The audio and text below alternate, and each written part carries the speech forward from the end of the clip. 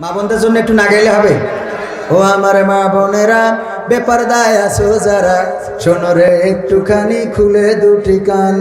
পর্দা করে চলো, সেটাই হবে ভালো, স্রষ্টার এটাই বিধান। দুনিয়ায় হোকালে আখেরে পরকালে, দুনিয়ায় হোকালে আখেরে পরকালে, দুকুলে পাবে যে সম্মান।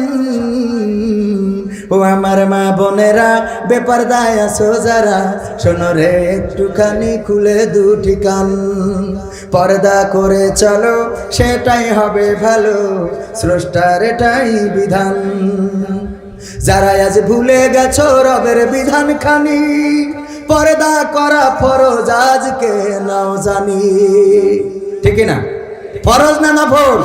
যারা আজ ভুলে গেছো রবের বিধান খানি, পর্দা করা ফরজ আজকে নাও জানি। করলে পর্দা তুমি ইজ্জত দিবে ভূমি, করলে পর্দা তুমি ইজ্জত দিবে ভূমি, ফেরেশতা করবে গুণগান। ও আমার মা বোনেরা, বেপরদায় আছো যারা, শোনো রে একটুখানি খুলে দুটি কান। পর্দা করে চলো, সেটাই হবে ভালো, স্রষ্টার এটাই বিধান। সিরিয়ালের মায়ায় পড়ে ভুলো না বোকা, ও সব তো মিশে মায়া, সবই যে ধোকা। সিরিয়ালের মায়ায় পড়ে ভুলো না বোকা, ও সবই মিশে মায়া, সবই তো ধোকা। সিরিয়াল বন্ধ করো, ঠিক মতো নামাজ পড়ো, সিরিয়াল বন্ধ করো, ঠিক মতো নামাজ পড়ো, মসজিদে হইলে আজান। ও আমার মা বোনেরা, বেপরদায় আছো যারা, শোনো রে একটুখানি খুলে দুটি কান। পর্দা করে চলো, সেটাই হবে ভালো, স্রষ্টার এটাই বিধান। স্বামীর অবাধ্য আর হইল না রে বোন, হাসরে শুনবে না কেউ তোমারই রোদন। স্বামীর অবাধ্য হওয়া যাবে? মা বোনেরা, স্বামীর অবাধ্য এখন অনেকেই হয় না, হয় না। স্বামীর বসায় রাখে, তুমি বসে এত কথা কখন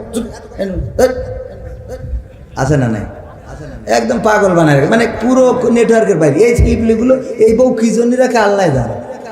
ডাইরেক্ট কবেন যে তোর নেটওয়ার্ক, রাস্তা ভাব যা, তোর জিএনে ভাল লাগে শিখে যা, তোর সাথে সঙ্গে শ্বশুর বাড়ি গেলে আরো হাতির পাঁচ পাপা আছে না? নাই, শ্বশুর বাড়ি দিয়ে আর মরতাম না। এই শোনো, আমি যখন বলবো আমি একটু পাড়ে যাচ্ছি, তুমি বাড়ি বসে থাকো।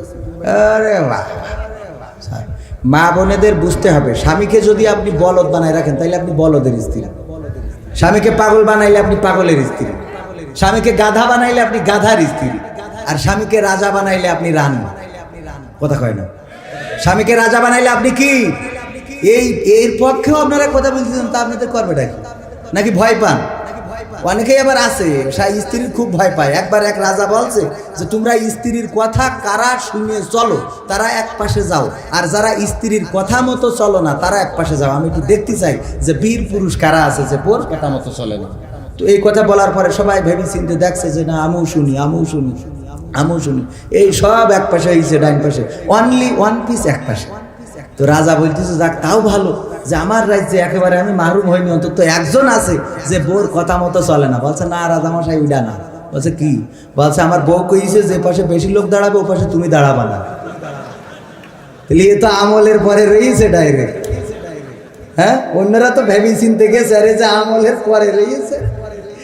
আল্লাহর ওলি, ওরে আল্লাহর ওলি। আবার পুরুষেরা কিছু আছে, এই যে ওয়াজ শুনে যেই খুব ভালো হয়ে যায়, এখান থেকে ওয়াজ শুনবে, শুনেছে যে হুজুর ওয়াজ করেছে, ভাইরা আমার যদি স্ত্রী নামাজ না পড়ে তাইলে ওই স্বামী জাহান্নামে যাবে, কারণ সেই স্ত্রীর নামাজ পড়াতে পারিনি। এবার রাত্রি বাড়ি গেছে 12টার পরে যে বলছে ওঠ, বলছে ওঠ কি?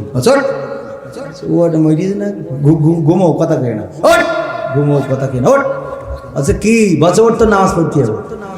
পাগল নাকি? নামাজ পড়তে হবে রাত 12টার সময়? কালকিতে পড়াম কে? কালকিতে আইস করতে ক্যা কি হয়েছে? বলছে কোভিড সামাদ আইলো, ওই সে ওয়াজ করি কইছে যে স্ত্রী যদি নামাজ না পড়ে স্বামী জাহান্নামে যাবে। তো বলছে কোন পাগলের ওয়াজ শুনে? পাগল না, ভালো কথা কইছে। বলছে এই স্ত্রী নামাজ না পড়লে স্বামী জাহান্নামে যাবে, তুমিও তো নামাজ পড়ো না। তো বলছে আমার জন্য আমি জাহান্নামে যাবো। ঠিক আছে, তোর জন্য যাবো কেন? আমার জন্য আমি জাহান্নামে যাবো, অসুবিধে নেই, তোর জন্যই তো শোনা আমি যাতে পারবো না। হ্যাঁ পিটলে ঘুঘু, এত পাকামো পাওনি যে তোমার জন্য আমি জাহান্নামে জ্বলবো, আমার দোষে আমি যাই। ওঠ কসে কোন পাগলের রস শুনে মরিয়েছে না, কসে উজু করে ইয়েছে, এসে বলছে যে বলো এখন রাত 12টার পরে কোন ওক্তের নামাজ কয় রাখা? বলছে যে পড় যা হয় পড়। বলছে যা হয় পড় করলে হচ্ছে না, বলো কি দিয়ে পড়বো, কোন সূরা পড়বো, কোন সূরার সাথে কোন সূরা মিলাবো, কোন জায়গায় যেয়ে বৈঠক করবো, কোন জায়গায় যেয়ে সালাম ফিরবো, কও পড় পড় যা। তা বলছে যে না তুমি বলি দাও, পড় পড়, আবার কিরাই করে সময় উঁচু করাই এখন বলি দাও। গরম দিচ্ছিস কেন, কাল কিন্তু পয়সা নেই, ঠিক আছে না? মা বোনেরাও আছে ডিস্টার্ব। আমাদের মাহমুদুল হাসান জিহাদি বলল, দোয়া করেছে, হুজুর ওয়াজ করেছে যে মা বোনেরাই আমার, যদি কেউ স্বামীর দিকে নেক নজর দেয়, আর যদি স্বামীর একটু ভালো খেদমত করে, গা টিপে দেয়, হাত পা টিপে দেয়, এমনি ভাবে যদি স্বামীর দিকে ভালো ব্যবহার করে স্বামীর সাথে, তাইলে ওই স্বামীর মাথায় যত চুল আছে গো, ওই সমপরিমাণ চুলি যত চুল আছে ওই সমপরিমাণ সোয়াব ওই স্ত্রীর আমল নামায় লিখে দেওয়া হবে। এখন একটা চিরকুটে এসে, আমার স্বামী তো টাকলা মুরাদ, তাহলে আমার কি হবে? আমি খেদমত করলে আমার কি হবে? আমি করলাম, ওরে আল্লাহ, ওর যে ওই যে স্বামী, ওর খেদমত করলি মাথায় যেহেতু চুলও নেই, তাহলে সোয়াব হওয়ার আশাও নেই, কারণ চুলির সমপরিমাণ, চুলির সমপরিমাণ চুল নেই, তা দেবে কি?